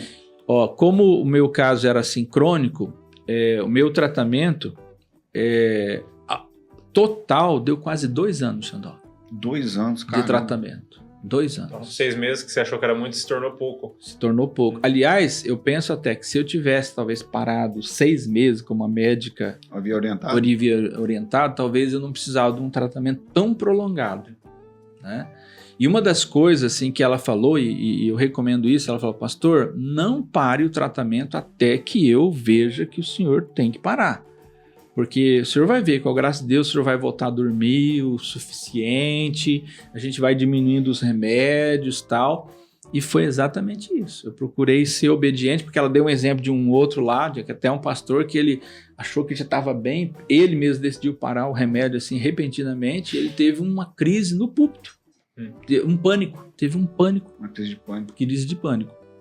Então, Xandó, resumindo assim, quais são as 3 coisas que cooperaram para a minha recuperação? Primeiro, o tratamento médico, que eu reconheci, quer dizer, eu era homem como qualquer outro, mesmo sendo um pastor, mesmo sendo um homem de fé. A segunda coisa, eu deixei aquela vida sedentária que eu tinha. Eu comecei a fazer exercício. No começo eu não tinha ânimo para isso, eu não tinha vontade, força. Mas aí a mulher falou, não, anda uma quadra, depois o senhor aumenta e vai. E foi assim, e o apoio da minha esposa. Né? E a terceira coisa, e que eu vejo que é o diferencial, por mais que eu sentia aquela angústia, aquela tristeza sem explicação, eu tinha consciência da existência de Deus e do poder de Deus. Então, o meu refúgio era realmente a oração. Eu chorava na presença de Deus, me derramava, sabe? Mas também uma coisa assim, importante, que eu ouvi que alguém disse, olha, quando é um quadro de depressão nesse ponto, lembre-se que tem gente que às vezes tem que tratar 3 anos. Então, isso no começo eu falei, nossa, já imaginou se eu ter que ficar 3 anos? Mas aquilo também me ajudou, porque eu parei com aquela expectativa de querer amanhecer bom, porque isso é o que atrapalha. A pessoa quer assim, quer dizer, a gente foram vários anos errando, né, não cuidando de si mesmo, e de repente você quer uma cura rápida. Na realidade, a depressão é o sintoma final. Sim. Porque no meio do caminho teve que acontecer um monte de coisa. Vários dias ansioso, vários dias triste. Então a depressão foi o sintoma final. E é a mesma coisa do cara que tem um problema cardíaco. O cara tem uma vida de hábitos ruins. Né? O cara tem lá com 40 anos, dos 40 anos que ele tem, 39 anos e 364 dias, ele é carne gorda, é cerveja, é Coca-Cola. Aí ele vai no médico, o médico fala pra ele assim: meu amigo, é o seguinte, você vai ter que começar a ter hábitos mais saudáveis. O cara vai uma semana na academia, come uma semana bem e acha que tá zero. É uma vida, né? 40 anos de sofrimento pra curar em uma semana. A depressão é a mesma coisa. Isso. E assim, como eu disse, é esse conjunto, né? Você vai tratar corpo, você vai tratar as suas emoções e vai tratar a questão da sua alma, o seu espírito, a sua vida com Deus. Porque eu não digo simplesmente ter uma religião, mas essa intimidade com Deus, essa comunhão, relacionamento com Deus faz toda a diferença. E outra coisa, a importância de você ter amigos que você possa compartilhar. Uma das coisas que mais me ajudou, e aí vem minha esposa de novo, um dia que eu estava muito mal, angustiado lá em casa e tal, e ela falou: Hudson, mas você tem tantos pastores, não tem alguém que é mais próximo e tal? E eu me lembro que eu liguei para o pastor Gilson Breder, que era da primeira de Campo Grande, que é ainda pastor da primeira de Campo Grande. E assim, me sentindo assim, puxa, será que ele vai me entender e tal? Quando eu comecei a falar com ele, ele falou: Hudson, eu já passei por isso. Aí ele foi falando: você está sentindo isso? Está sentindo isso? E aquilo foi um alívio de saber que alguém entendia um pastor, né? De um pastor ficar nesse quadro. E ele falou: Hudson, lembra aquela vez que você teve que me substituir na convenção, que ele era o presidente da convenção e eu era o vice? E ele falou: lembra que você teve que me substituir, liderar toda a assembleia lá, pregar no meu lugar? Hudson, aquela vez que a igreja me levou para São Paulo, eles me pegaram: não, pastor, não tem como o senhor continuar mais assim, e me levaram meio que na marra. E eu fiquei um período afastado. Hudson, era exatamente isso que você está passando. E aí, puxa, isso trouxe um bálsamo, sabe? De você saber que isso pode acontecer com qualquer pessoa, mas que tem cura. Ele falou: Hudson, assim como Deus me restaurou, vai restaurar você. Então, Xandó, respondendo, a depressão não dá para você falar assim: teve um dia que virou a chave. Na verdade, é um processo em que você vai se recuperando lentamente. Dia após dia. Dia após dia. É claro, chega um dia que você fala: puxa, aquilo passou. Né? Aquilo passou, mas não é uma coisa rápida sabe? O caso que eu contei dessa senhora foi até rápido, mas você vê, ela não conhecia o Senhor, não conhecia Jesus, mas veja, ela estava com tratamento clínico também, tratamento médico, né? E isso é importante. Aí eles passaram esses 2 anos, né? Aí o pastor Hudson superou isso, né? Viu que não era uma coisa incomum no meio. Sim. Encontrou, né? Até outro colega que havia vivenciado isso. E passaram-se esses 2 anos. O que passou na cabeça do pastor Hudson após o processo? Agora eu passei por o processo, continuou ajudando as pessoas de maneira mais eficaz? Sim, Xandó, uma das coisas assim que eu vejo assim, depois da depressão, se eu já tinha compaixão de uma pessoa deprimida, de uma pessoa num estado depressivo e até mesmo numa depressão profunda, a minha compaixão aumentou. Hoje, se eu sei que uma pessoa está com esse problema, eu me ofereço, eu falo: olha, pode dizer que eu como pastor já tive isso, pode dizer para ela, se ela quiser vir conversar comigo, se ela quiser que eu vou lá conversar com ela. Então, se coloca à disposição. Colocar à disposição. Então, a minha... E também aumentou o quê? A minha capacidade de ajudar, porque quando você começa a conversar e você entende melhor o perfil de uma pessoa com depressão, fica mais fácil de você ajudar. Entende? Então, eu vejo isso. Embora a gente tem que continuar sempre se capacitando, né? E a oração, gente, orar a Deus tem um poder muito grande. Sabe? Quantas vezes eu não fui ali curado, mas houve um consolo, um conforto que me deu forças para continuar esperando aquela cura, aquela restauração. E uma coisa que eu não quero deixar de destacar, a pessoa que teve depressão, ela tem que vigiar sempre. Todos nós temos que vigiar, mas quem já teve, tem que vigiar. Ou seja, tem alguns sinais amarelos, alguns sinais. Por exemplo, eu já sei que quando eu começo assim, dormir e aí acordo muito cedo, e parece que eu já não estou dormindo melhor aquele segundo período. Eu falei, eu estou trabalhando demais. Alguma coisa eu estou abusando. Então já é um sintoma, quer dizer, eu tenho que cuidar. Então eu estou precisando descansar um pouco mais. Estou precisando talvez deitar mais cedo. Então a gente vai ficando mais atento para essas coisas, né? Na verdade eu ia tocar nesse assunto, que o tratamento, a cura da depressão existe, tá aí, mas o gatilho ele tá sempre armado. não eliminou da tua vida. O gatilho tá sempre armado. O que eu acho importantíssimo isso que o senhor tá falando, porque na realidade é o seguinte, se você sabe o barulho que faz quando batem na sua porta, quando baterem na sua porta, você vai saber que é na sua que tá tocando. Então, você já sabe. Então, por que você vai deixar de novo, passar por aquele processo, entrar num processo depressivo, porque daí na segunda vez, eu não tive, não sei como que é o tratamento de fato, mas eu acredito que da primeira vez é ruim, da segunda vez com certeza é pior. Sim, isso a médica falou.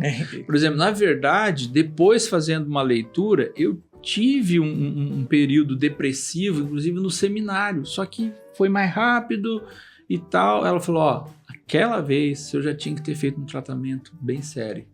Tanto é que, por que a minha foi crônica? Não foi a primeira vez, na verdade. Sucessões. Foi diagnosticada a segunda vez. Diagnosticada a segunda vez. Então, quer dizer, ela se torna mais profunda e até mais prolongado o tratamento. Mas, pastor, vamos para a prática. Quando o senhor descobriu e teve que fazer todo esse processo, eu acredito que o senhor teve... Vocês falaram aqui, Thiago, você, que foi não foi um dia, foi uma vida de hábitos, ou um período muito longo de coisas que você fez, coisas que você sentiu, coisas que você dispôs, que você teve que... Quando você se colocou no tratamento, você consigo mesmo deve ter feito o caminho de volta e falar assim, eu vou ver onde que eu errei, para eu não fazer de novo. Você lembra o que mais te falou assim, cara, eu tenho certeza que é isso aqui?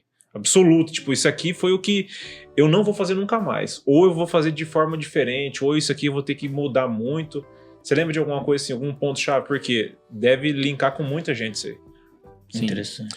Olha, uma das coisas, essa sobrecarga, você querer fazer coisas demais. Coisa que não é pra você fazer. Aprender a dizer não. Sim. Sabe, olha, isso aqui agora eu não posso. E delegar também, né? Delegar. Sabe?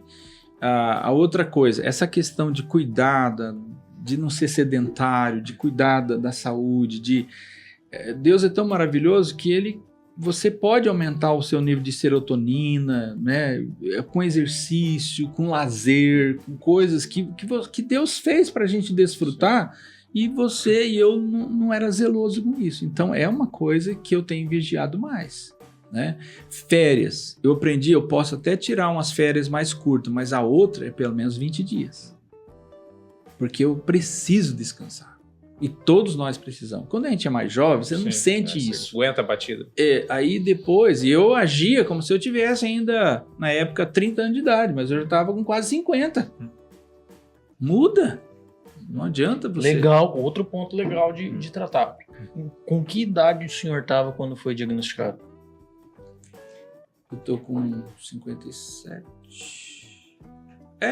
Quase 50 anos. Então, porque existe principalmente partindo do princípio do ponto de vista das pessoas mais velhas, essa estigma de que é frescura, de que E vem já principalmente da geração passada.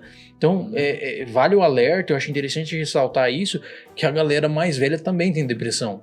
Não é só a galera nova, não é a galera de 25 anos, a galera que tá prestando atenção nisso, né? Quer dizer, as pessoas mais velhas, elas não estão prestando atenção, mas estão doentes também. Então tem que ir atrás, tem que se conscientizar, buscar essas informações valiosíssimas que o senhor trouxe dos sintomas. Quer dizer, se você tem 25, você tem 20, você tem 18 ou você tem 60, não tem idade. isso aí vale para você. Sim, né? Com certeza. E uma das coisas assim, que eu quero destacar, que ajuda muito, e aí você vê princípios sobre isso. Por exemplo, Jesus, você citou o exemplo de Jesus.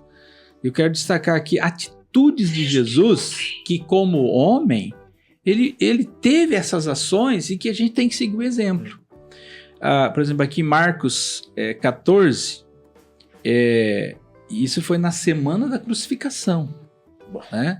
Ele está ali no Getsêmani, ele leva os apóstolos, e aí depois ele separa um grupo mais restrito, que é Pedro, Tiago e João, e diz o texto que Jesus começou a afligir-se e angustiar-se na frente dele. Quer dizer, ele já estava assim, mas ali eles perceberam isso.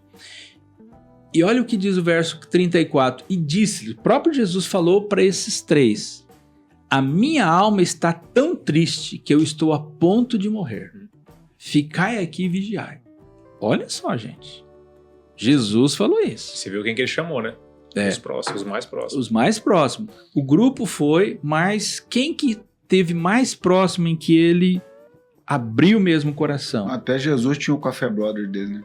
Até Jesus. E aqui realmente é isso, Xandó. Nós precisamos ter pessoas que a gente possa contar, que a gente possa se abrir. Sim. Olha que lição. Jesus sendo filho de Deus, o próprio Deus, mas como homem, ele ensina uma lição. Você está muito triste, angustiado? Sempre Deus vai preparar anjos sem asas, né? Irmãos em Cristo, pessoas que realmente te amam e que você tem que se abrir. Que não vai sair contando para todo mundo, né? Isso mesmo. Vai se importar de fato. Vai se importar de fato, né? E outra coisa, Jesus tem um momento ali que é dele. Ele se prostrou diante do Pai. Lá Jesus abriu mais ainda o coração, que Marcos aqui descreve. Aí ele orando, né? Olha como que ele estava. Ele diz: Pai, tudo te é possível. Afasta de mim esse cálice. Todavia, não seja como eu quero, mas como tu queres. A submissão de Jesus ao Pai é algo impressionante. Mas ele abriu o coração. Pai, se possível, passa de mim esse cálice. É o que ele estava sentindo e o que ele estava antevendo. Sim. Mas sempre submisso ao Pai. Então, a oração, né, você ter essa fé realmente verdadeira em Deus e saber que Ele age em seu favor é importantíssimo. E veja bem, e até os discípulos que ficaram lá para orar com Ele acabaram dormindo. Né? Jesus volta lá e fala: olha, mas vocês não puderam vigiar nem uma hora comigo? Você vê, eu marco café às 6 horas da manhã, tem uns discípulos que dormem. Normal. E para concluir aqui, ó, depois, veja só, Jesus se fortalece e já por último ele chega nos discípulos e fala assim: ainda dormis e descansais? Basta, chegou a hora. O Filho do Homem está sendo entregue nas mãos dos pecadores. Levantai-vos, vamos embora. Aquele que me trai, aproxima-se. Quer dizer, houve um fortalecimento. Então, um renovo. Então, é muito importante que todas as pessoas tenham realmente essa fé em Deus, essa fé em Jesus, porque isso vai fazer a diferença no momento da angústia. Faz tanta diferença que faz até a diferença para quem já leu, já entendeu e mesmo... Por quê? Quando a gente chega nesse ponto, a gente já... É igual um versículo que você já leu várias vezes na sua vida, mas você tá num dia, depende do dia que você lê ele diferente, ele faz sentido, ele te abre os olhos, ele desperta você, e isso é a mesma coisa. Quando você chega nesse ponto, por quê? É o que é o que é menos ensinado para nós e é o que mais faz falta quando a gente se depara com isso aí, que é a nossa gestão emocional. Porque eu consigo gerir o seu emocional porque eu tô de fora, mas o meu que tá dentro, às vezes eu não consigo gerir. Sim. E por que a gente fala do Getsemane? Porque, na minha concepção, o Getsemane é pura aula de gestão emocional. Cara, a última ceia, quando você começa a ler ela, você fala, cara, isso aqui é uma aula de gestão emocional pura. A conversa que Jesus teve com os discípulos na mesa, antes dele morrer, cara, de ponta a ponta, você fala, cara, ninguém teria aquela gestão das emoções Sim. ali. E o mais bacana é que os discípulos, ele viu que os caras estavam prontos.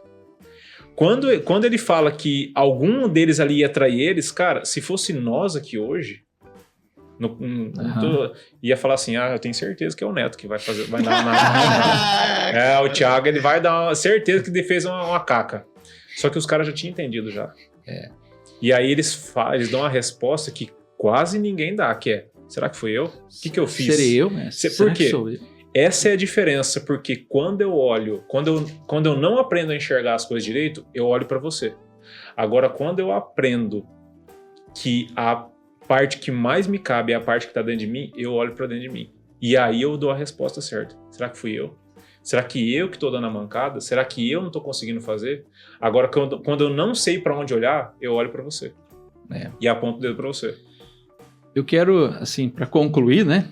E não que esse assunto se esgota, a gente precisa continuar falando, né, orando.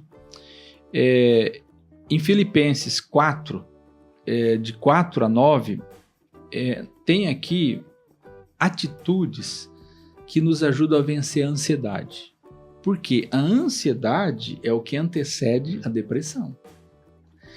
E esse é um texto no meio evangélico, no meio cristão, muito conhecido. E eu quero deixar com todos aqui Filipenses 4, o verso 6 diz assim, não andeis ansiosos por coisa alguma, pelo contrário, sejam os vossos pedidos plenamente conhecidos diante de Deus por meio da oração e súplica com ações de graças.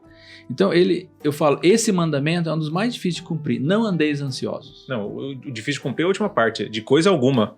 Porque essa sim é difícil. De coisa alguma. De coisa alguma. Né? E aqui é importante a gente entender, primeiro, a Bíblia está dizendo, não é que você está em pecado só porque você fica preocupado. Mas aqui está, não andeis. Essa palavra no sentido original, no grego, a sua vida não pode ser marcada pela ansiedade. Tem gente que ele é ansioso o tempo todo e por quase tudo. Sim. Então, a ansiedade, a preocupação, e se isso acontecer? E se isso não acontecer? E se eu ficar desempregado? E se isso não der certo? Quer dizer, isso acaba com a gente. E se a minha mulher me largar? Se o meu namorado terminar comigo? São várias coisas. E 90% das coisas que a gente tem medo de que aconteça, geralmente não acontece. Só que o que eu quero mais destacar é como você pode vencer a ansiedade. Então, rapidamente aqui, depois eu vou deixar o texto para o pessoal ler depois, mas é Filipenses 4, de 4 a 9. Primeira coisa que Paulo destaca no versículo 4, alegrai-vos sempre no Senhor. E digo outra vez, alegrai-vos. Primeira coisa, a nossa alegria tem que estar realmente em Deus. Ele não muda. Ele é o mesmo ontem, hoje e sempre. Ele continua. Ele não te frustra. Ele não vai te decepcionar. Ele não mente. Continua fazendo milagre. Continua fazendo milagres, com certeza. Então, e ele ajuda. Então, nós não podemos colocar a nossa alegria nas pessoas. As pessoas desapontam. E coisas as pessoas morrem. Não, nós desapontamos também as pessoas. Sim, todos nós. Então aqui ele fala, alegrai-vos no Senhor. Quer dizer, o que é que está roubando a tua alegria? Será que é o Senhor? Com certeza não é. São coisas. Ou pessoas que te desapontaram, mas você também erra. Sim. Segundo, ele fala assim, seja a bondade, a moderação de vocês conhecida de todos. O Senhor está perto. Outro princípio. Creia, o Senhor está sempre perto. E aqui os sentidos são dois. Ele está perto, porque ele te vê, ele é onipresente, mas aqui o sentido ele também está perto de voltar. O sentido bíblico lembre-se, ele sempre tem um futuro abençoado para o cristão. Nosso fim não é nesse mundo. Nós podemos ter a segurança da eternidade no céu. O nosso fim já é certo, não é duvidoso, né? Não sabe que, vamos ver lá na frente o que vai acontecer. Não, é certo. Mas se você lembra que Deus está perto, ele diz, não te deixarei nem te desampararei. Eu estarei com você todos os dias. Até a consumação do século. Então, primeiro, você alegre-se no Senhor. Depois, lembre-se, o Senhor está perto. Mesmo quando você não sente. Mesmo quando você não vê. Mesmo quando as circunstâncias estão negando isso.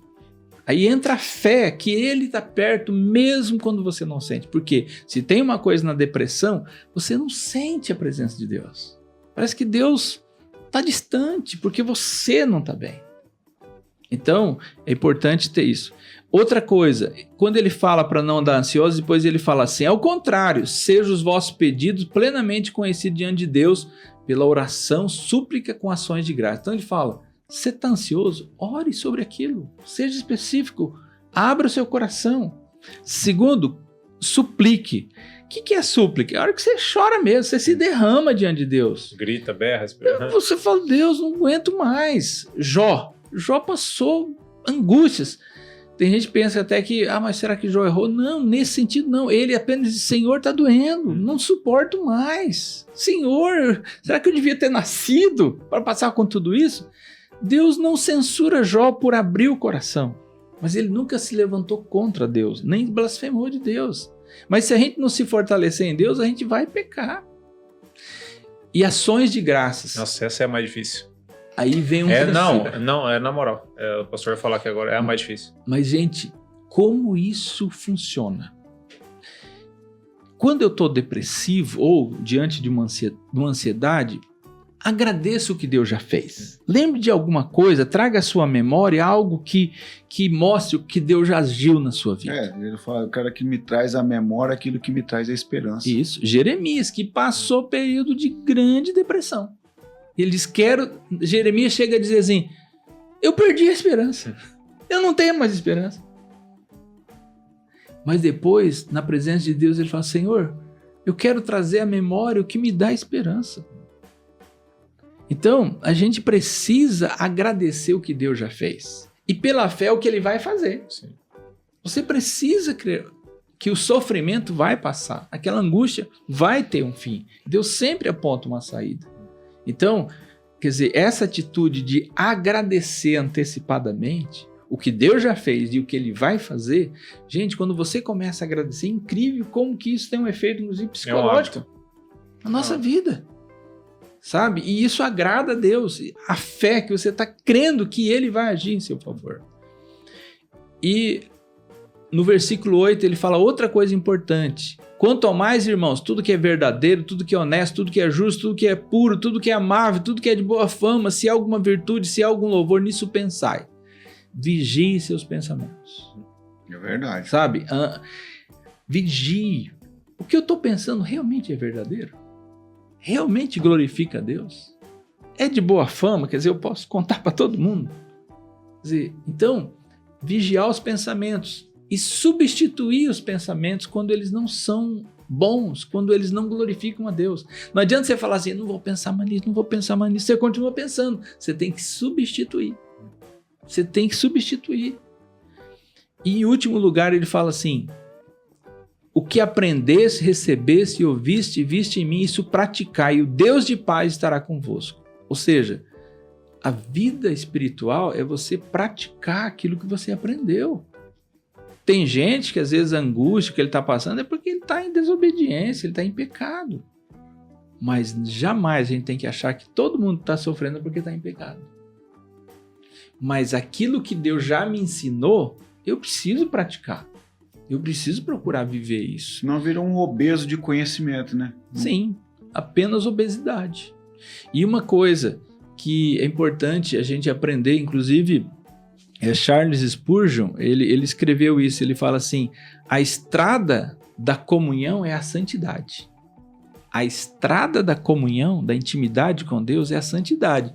Ninguém vai conseguir ser tão íntimo de Deus e eu quero receber as bênçãos de Deus se eu não procuro andar em santidade, se eu não procuro agradar a Deus, andar nos caminhos de Deus. Porque tem gente que quer as bênçãos de Deus, quer que Deus abençoe, que Deus fortalece, mas ele quer continuar vivendo longe da vontade de Deus.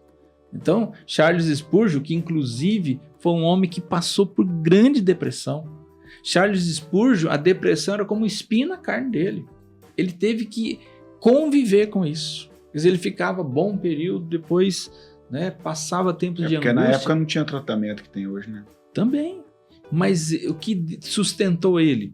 A graça de Deus. Até eu quero terminar falando isso, né? Que antes a gente quase não tinha literatura realmente boa sobre isso. Hoje tem muita literatura cristã evangélica que ajuda muito. Então, tem o livro A Depressão de Spurgeon, né? Que é um livro muito bom. Eu trouxe aqui, ó, só para mostrar para vocês, ó, tem esse livro Depressão, a Tenebrosa Noite da Alma, né? De Edward Helke. É um livro excelente. Depressão e Graça, do pastor Wilson Porter Jr., que inclusive vai estar no congresso nosso de jovens. Ele vai falar sobre esse tema, depressão e graça. Tá? Muito bom. Então são livros assim excelentes e vale a pena porque ajuda a gente em muita coisa. Tá? O pastor fala demais, né? Não, mas estamos encerrando. É isso aí. A gente tem que mostrar com quem, assim, ou é o como ou é o quem, né? Ou é como a gente faz ou é quem já passou e a gente acessa essa pessoa. A gente tem que saber que tem essas duas vias. Sim. Então, para mim, no meu conceito, duas pessoas que eu aprendi demais. Na hora que você falou a parte do agradecimento, assim, até os guri riu, mas na minha concepção é o que eu vejo que é o mais difícil. Porque você não vê ninguém agradecendo quando deu zebra. Ponto final. Você não vê. Quando você vê alguém postando lá, obrigado, Senhor, por esse dia, é que deu alguma coisa certa, o cara tá agradecendo. Uhum. Você não vê ninguém. Agora, o apóstolo Paulo, quando ele é jogado naquela situação que foi muito difícil para ele, e é a situação do espinho na carne, ele fala o que ninguém...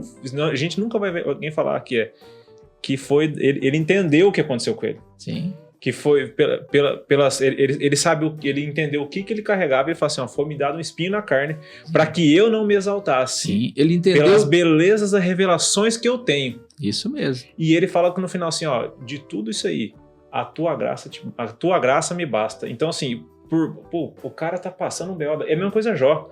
A mulher do cara amaldiçoou ele, o cara deu uma resposta que ninguém daria. Ninguém daria. Só para completar, porque daí Paulo fala que o poder de Deus se aperfeiçoa na sua fraqueza, né? Então, o que a nossa sociedade moderna precisa aprender é que o sofrimento faz parte do nosso crescimento. Paulo, ele entendeu, ele orou 3 vezes, Senhor, para livrar, e Deus não livrou. Falou, minha graça te basta. Mas Deus respondeu, Paulo, sabe por que eu estou permitindo isso? Se eu não permitir isso na sua vida, se esse espinho na carne não ficar, você vai cair em pecado. E eu estou aperfeiçoando você. E esse cara que o pastor está falando, ele orou e gente ressuscitou. E depois foi... E aí com ele... A oração dele não dava certo, cara. Doideira, mano, entendeu? Sim. O cara falou, eu oro, gente ressuscita. Aí eu tô com o espinho na carne e não deu... É que deu certo sim, mas não no tempo dele, que ele queria, né? O Tiago, né, que é meio-irmão de Jesus, que escreveu o livro de Tiago na Bíblia, é muito interessante o que ele ensina ali no capítulo 1. Ele fala assim, que nós devemos ter como motivo de alegria passar por provações. Aí ele fala, não que a gente tem que ser masoquista, não é agradecer por sofrer, mas ele explica. Agradecer pela lição. Pela lição e o fruto que isso vai dar. Ele fala que Deus não quer que falte virtude nenhuma em nós.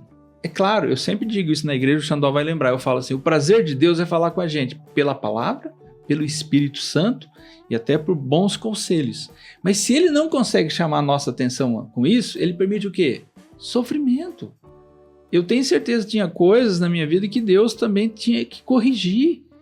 E nada ensina como sofrer. Sim, e a gente precisa lembrar que Deus é soberano. Quer dizer, Deus está no controle. Quer dizer, Deus permitiu aquilo, não permitiu? Mas a gente tem que aprender que Deus, Rick Warren, ele fala isso, né? Deus não desperdiça nenhuma dor com seus filhos.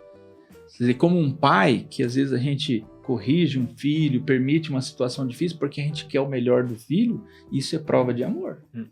Então, Deus não desperdiça na nossa vida nenhuma dor, nenhum sofrimento. É isso aí. Até a depressão, ela faz parte da escola de Deus para nós. Uma escola difícil de passar, mas faz parte, né? Sim. E se você não está passando, quer dizer, louve a Deus e seja bênção na vida de outro. Ajude outros. Acho que o seu tempo aí, né, pastor, tá meio apertado, né? Não, isso que a gente nem falou sobre a espiritualidade ainda, né? a gente marca outro pra falar. Entendeu? Sim. Que é uma parte bem importante disso, né, cara, de saber. Na verdade, não fala. Na verdade, falou, né? Que Falamos, isso aqui- né? Não do jeito que você queria, mas assim.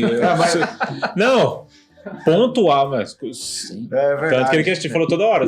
Tudo isso aqui que eu tô com falando certeza. sem a parte do acreditar, não.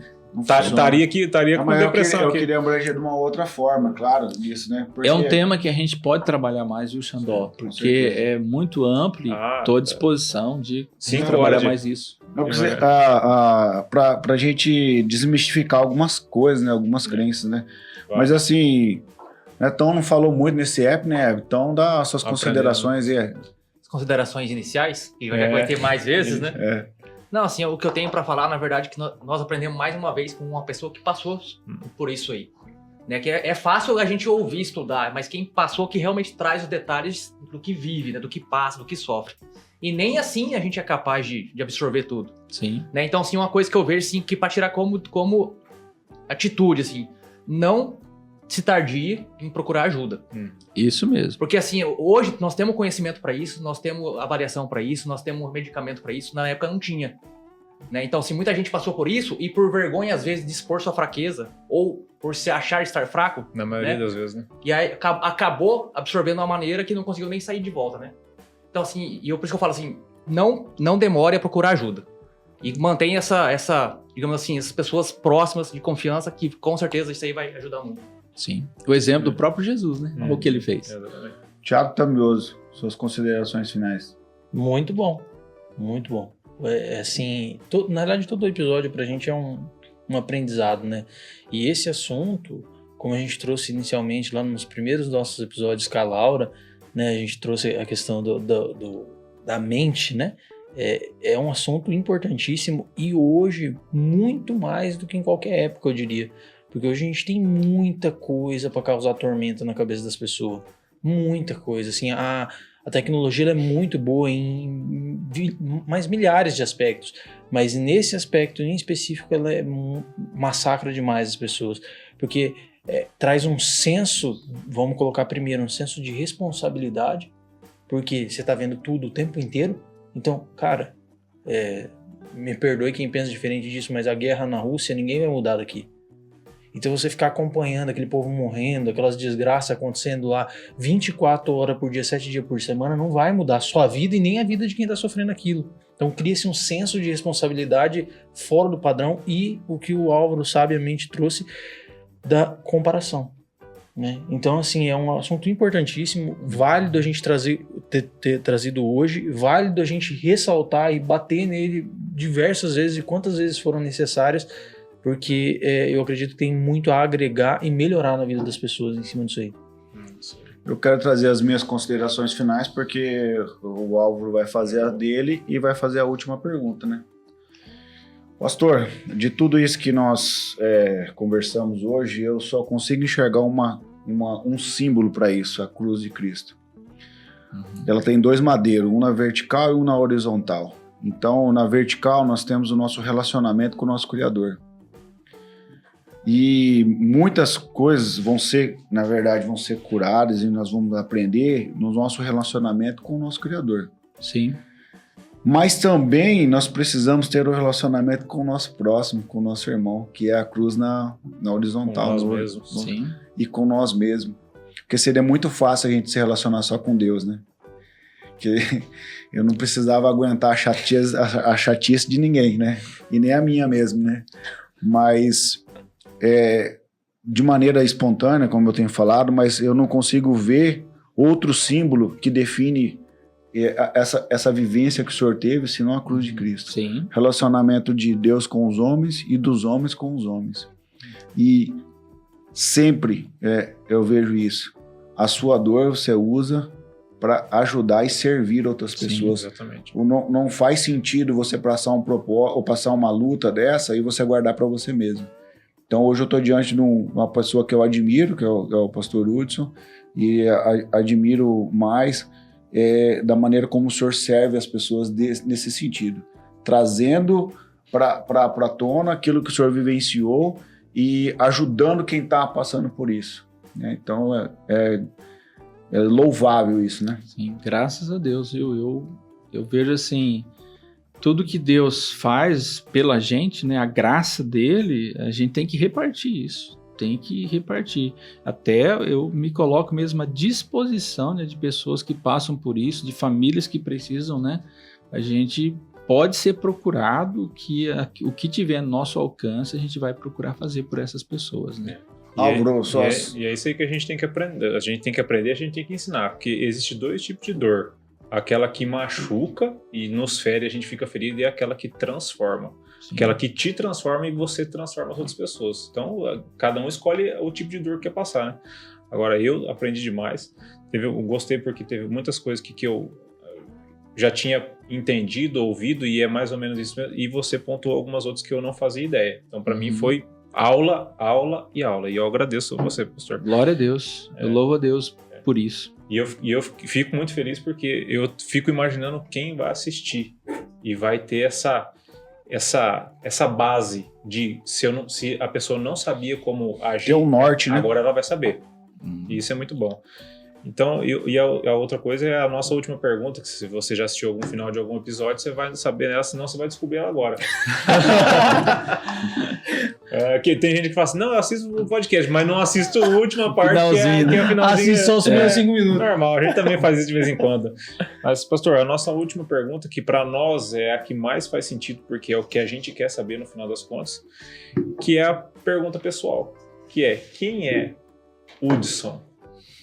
Não pastor Hudson, quem é Hudson? Você deve ter feito essa pergunta várias vezes já, ainda mais nesse momento que você passou, né? O Hudson é um servo de Deus, né? Alguém que foi alcançado tão somente pela graça, pela misericórdia de Deus.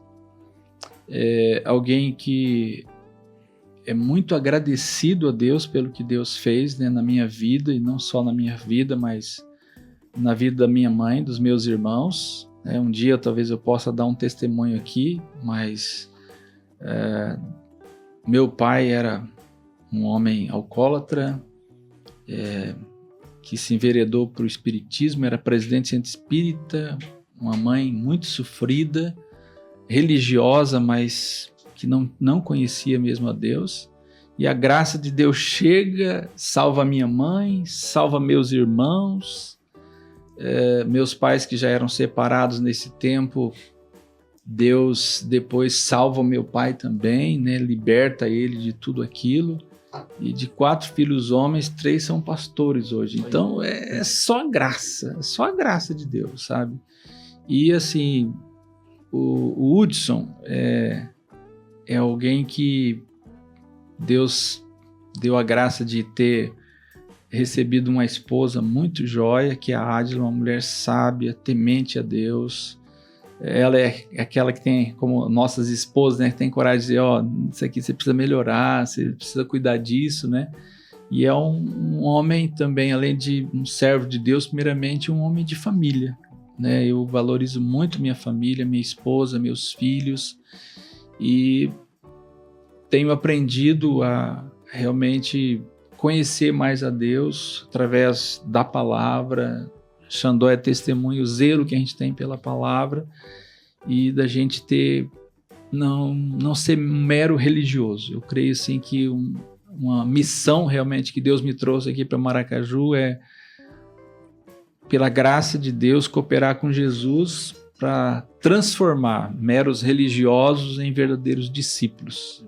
Então, essa é a minha missão aqui, e a minha alegria maior é ver pessoas conhecendo Jesus, conhecendo o Evangelho e sendo transformado pelo poder do Evangelho. Não há bênção maior do que uma pessoa poder receber o perdão de Deus, ser liberta e ter um lugar lá no céu. Então, meu prazer é levar esse evangelho para outras pessoas. Pastor Hudson, curtiu o episódio aí? Gostou de ter participado? Muito, muito. E assim, até porque vocês deixam a gente muito à vontade, né? Eu acho que até essas brincadeiras, essas coisas, isso ajuda a gente, né? E hoje já foi bem nas brincadeiras, porque o pastor já... Verdade. Quase não teve. Quase não teve. Todo mundo Pode ver que não teve piada de careca hoje. Nem de cigarro. Quem quer encontrar o pastor Hudson, como é que faz aí? Nas redes sociais, para ir ter uma visita pastoral lá no gabinete, como que faz? Olha, creio que o celular, né, através do WhatsApp, é o caminho melhor aí. Eu vou até dizer aqui, né? O meu telefone é 98210-0929. Também o pessoal vai me encontrar aí pelas redes sociais também, né? Facebook e até o meu e-mail, Instagram. Então, pode colocar Como é lá que tá no o teu Facebook? Hudson Schildet. No Instagram também. E aí, através disso aí, é algo que eu tô me dedicando mais agora, né? Pastor, porque tem que meu ter tempo... puxador ele que tem que ser mais ativo lá no Instagram. Instagram. Mandar uns patrocinados lá, uns negócios. Imagina só. Cara. Mas olha, é algo tirar assim essas que eu paradas vejo, aí. assim, nós como líderes não tem como fugir disso, Tem né? que sair da moita, pastor. Então, inclusive, o Xandó sabe disso, a nossa igreja está investindo mais nessa parte aí pra gente melhorar isso aí, né? Que uns dias tá blogueiro igual o Xandó, né, Zé? Ah, como o Xandó? Acho que não, hein? Acho que não. Diz que é o blogueiro da pecuária, você acredita? Esse cara é mal, pega no meu pé, né? Galera, estamos encerrando, né? Foi demais esse app. Então, Muito bom. se inscreva no nosso canal lá no YouTube. Compartilhe se isso fez sentido pra você. Se você ama algumas pessoas que você sabe que precisa desse conteúdo, manda pra elas. É isso aí. É isso aí? Brasa, isso aí. O que o nosso convidado merece? Aquilo lá. Rapaz, Uma essa salva de pé palmas. hoje, né? Mas que dúvida. Glória a Deus. Valeu, galera. Tamo junto. Até mais. Valeu. Até a próxima. Obrigadão.